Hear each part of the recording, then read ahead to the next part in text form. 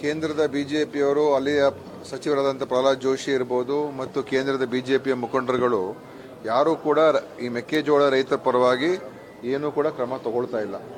ಬೆಂಬಲ ಬೆಲೆ ಯೋಜನೆ ಅಡಿಯಲ್ಲಿ ಕೇಂದ್ರ ಸರ್ಕಾರ ಮೆಕ್ಕೆಜೋಳ ಖರೀದಿ ಮಾಡೋದಕ್ಕೆ ಸರ್ಕಾರಕ್ಕೆ ಅನುಮತಿ ಕೊಡಬೇಕು. ಆದರೆ ಅವರು ಅನುಮತಿ ಕೊಡ್ತಾ ಇಲ್ಲ. ಕೇವಲ ಬೆಂಬಲ ಬೆಲೆಯನ್ನು ಘೋಷಣೆ ಮಾಡಿ 2,400 ರೂಪಾಯಿ ಪ್ರತಿ ಕ್ವಿಂಟಾಲ್ಗೆ ಘೋಷಣೆ ಮಾಡಿ ಆಮೇಲೆ ನೀವು ಖರೀದಿ ಮಾಡಿದ್ರೆ ನೀವು ಅದನ್ನು ನೀವೇ ಉಪಯೋಗಿಸ್ಕೋಬೇಕು ಪಡಿತರ ವ್ಯವಸ್ಥೆ ಅಂತ ಹೇಳ್ಬಿಟ್ಟಿದ್ದಾರೆ. ನಮ್ಮ ಪಡಿತರ ವ್ಯವಸ್ಥೆಯಲ್ಲಿ ನಾವು ಮೆಕ್ಕೆಜೋಳವನ್ನು ಕೊಡೋದಕ್ಕೆ ಸಾಧ್ಯ ಇಲ್ಲ, ಯಾರು ತಗೊಳ್ಳೋದು ಇಲ್ಲ. ಸೊ ಅದು ಒಂದು ರೀತಿ ನೀವು ತಗೊಳ್ಳದೇ ಇರತಕ್ಕಂಥದ್ದಕ್ಕೆ ಒಂದು ನಿರ್ಬಂಧನೆ ಹಾಕ್ಬಿಟ್ಟಿದ್ದಾರೆ. ಮತ್ತು ಬೇರೆ ಕಡೆ ಡಿಸ್ಟಿಲರೀಸ್ಗೂ ಕೂಡ ಎಥನಾಲ್ಗೋಸ್ಕರ ಉಪಯೋಗ ಮಾಡೋದಕ್ಕೂ ಕೂಡ ಅದು ಅವರು ಕೇಂದ್ರದವರು ಒತ್ತಡವನ್ನು ನ್ಯಾಫೆಡ್ ಮುಖಾಂತರ ಎಲ್ಲ ಒತ್ತಾಯ ಮಾಡುವಂಥದ್ದು ಮಾಡಬೇಕಾಗಿದೆ. ಅದನ್ನು ಕೂಡ ಮಾಡ್ತಾ ಇಲ್ಲ. ಅದರಿಂದ ಇವತ್ತು ಕೇಂದ್ರ ಸರ್ಕಾರ ಏನು ಜವಾಬ್ದಾರಿನೇ ತಗೊಳ್ತಾ ಇಲ್ಲ. ಇವತ್ತು ಅದು ಕಬ್ಬಿನ ಬೆಳೆಗಾರರಿರ್ಬೋದು, ಮೆಕ್ಕೆಜೋಳ ಬೆಳೆಗಾರರಿರ್ಬೋದು, ಬರಗಾಲದ ವಿಷಯ ಇರ್ಬೋದು, ಇನ್ನೊಂದು ಕರ್ನಾಟಕ ರಾಜ್ಯದ ಹಿತಾಸಕ್ತಿಯ ವಿಷಯಗಳಿರ್ಬೋದು, ಯಾವುದು ಕೂಡ ಅವರು ಒಂದು ರೀತಿ ತಾತ್ಸಾರ ಮನೋಭಾವ. ಇವತ್ತು ನಾವು ಅದನ್ನ ಬಿಜೆಪಿಯವರು ಕೇವಲ ಬಂದು ನಮ್ಮನ್ನು ಟೀಕೆ ಮಾಡಲಿ, ಯಾಕಂದ್ರೆ ವಿರೋಧ ಪಕ್ಷದವರು ನಮ್ಮನ್ನು ಟೀಕೆ ಮಾಡಬೇಕು. ನಾವೇನು ತಪ್ಪು ಮಾಡಿದ್ರೆ ನಮ್ಮ ಟೀಕೆ ಮಾಡುವಂತ ಅವ್ರಿಗೆ ಜವಾಬ್ದಾರಿ ಕೂಡ ಇದೆ. ಆದ್ರೆ ಅವರ ಜವಾಬ್ದಾರಿ ಇದೆಲ್ಲ ಕೇಂದ್ರ ಸರ್ಕಾರ ಇಟ್ಕೊಂಡು ಏನನ್ನು ಕೂಡ ಮಾಡದೇನೆ ಅವರು ಸುಮ್ಮನೆ ನಮ್ಮ ಮೇಲೆ ಟೀಕೆ ಮಾಡ್ಕೊಂಡು ಕೂತ್ಕೊಂಡ್ರೆ ಅವರ ಒಂದು ವೈಫಲ್ಯತೆ ಮತ್ತು ಒಂದು ಅವರಲ್ಲಿರುವಂತ ಒಂದು ರಾಜ್ಯದ ಪರವಾಗಿ ನಿಲ್ಲುವಂತ ಒಂದು ಧೋರಣೆನೇ ಇಲ್ಲದೆ ಇರತಕ್ಕಂಥದ್ದು ಒಂದು ರೀತಿ ನಮ್ಮ ದುರಾದೃಷ್ಟ. ಇಷ್ಟೊಂದು ಜನ ಎಂಪಿಗಳು ಗೆದ್ದು ಕೇಂದ್ರಕ್ಕೆ ಹೋಗಿದ್ದಾರೆ ಬಿಜೆಪಿಯವರು ಮತ್ತು ಇಷ್ಟೊಂದು ಕೇಂದ್ರ ಸರ್ಕಾರ ರಚನೆ ಇದ್ರು ಮಂತ್ರಿಗಳಾಗಿದ್ದಾರೆ ಕೆಲವರೆಲ್ಲ, ಏನೂ ಕೂಡ ಮಾಡಕ್ಕಾಗ್ತದೆ.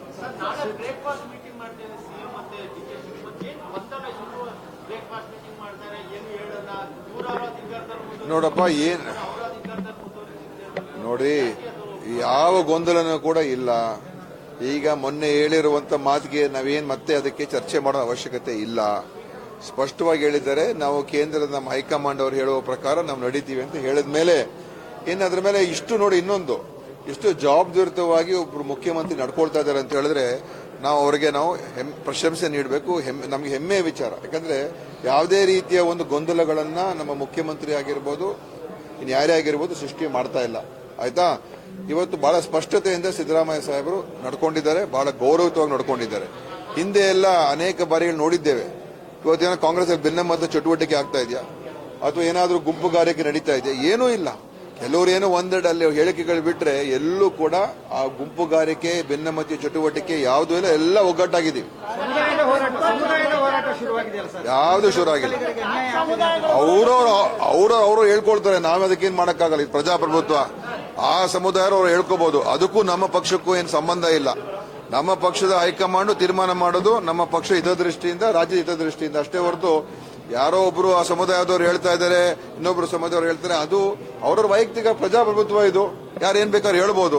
ಆದ್ರೆ ಅದು ನಾವು ನಮ್ಮ ಒಂದು ತೀರ್ಮಾನಗಳ ಮೇಲೆ ಏನು ಅದರ ಪರಿಣಾಮ ಬೀರೋದಿಲ್ಲ.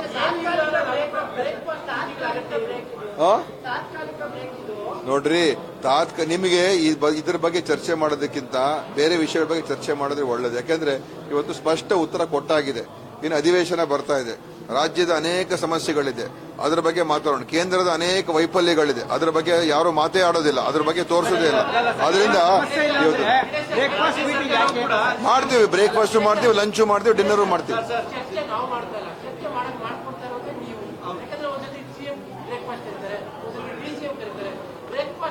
ಅವ್ರು ಅವತ್ತೇ ಹೇಳಿದ್ರಲ್ಲ, ಅವ್ರು ಕರೆದಿದ್ರೆ ನಾನು ಕರೀತಾ ಇದ್ರಿಂದ DCM ಅವ್ರು ಮೊನ್ನೆನೇ ಹೇಳಿದ್ರಲ್ಲ. ಯಾವುದು ಪೊಲಿಟಿಕ್ಸ್? ನೋಡಿ, ಪೊಲಿಟಿಕಲ್ ಬ್ರೇಕ್ಫಾಸ್ಟ್ ಅಂತ ಹೇಳಕ್ಕಾಗಲ್ಲ. ಅದು ಬ್ರೇಕ್ಫಾಸ್ಟ್. ಅದು ಅಲ್ಲಿ ಪೊಲಿಟಿಕ್ಸ್ ಮಾತಾಡ್ತಾರೆ, ಬೇರೆ ವಿಚಾರ ಮಾತಾಡ್ತಾರೆ, ಎಲ್ಲ ವಿಚಾರ ಮಾತಾಡ್ತಾರೆ. ಯಾಕೆ ಮಾತಾಡೋದಿಲ್ಲ? ರಾಜಕಾರಣಿಗಳು ತಾನೆ. ಮಾತಾಡ್ತಾರೆ. ಪೊಲಿಟಿಕ್ಸ್ ಮಾತಾಡ್ತಾರೆ. ನೋಡ್ರಿ, ಹೈಕಮಾಂಡ್ ಡಿಸಿಷನ್ ಅಷ್ಟೇ, ಮುಗ್ದೋಯ್ತು. ಹೈಕಮಾಂಡ್ ಅವ್ರು ಏನ್ ತೀರ್ಮಾನ ಮಾಡ್ತಾರೆ ಅದಕ್ಕೆ ನಾವೆಲ್ಲರೂ ಬದ್ಧ. ಆಯ್ತಾ? ಓಕೆ. ಇನ್ನೇ ಬೇರೆ ಪ್ರಶ್ನೆ ಇದ್ರೆ ಕೇಳಿ. ಬೇರೆ ಪ್ರಶ್ನೆ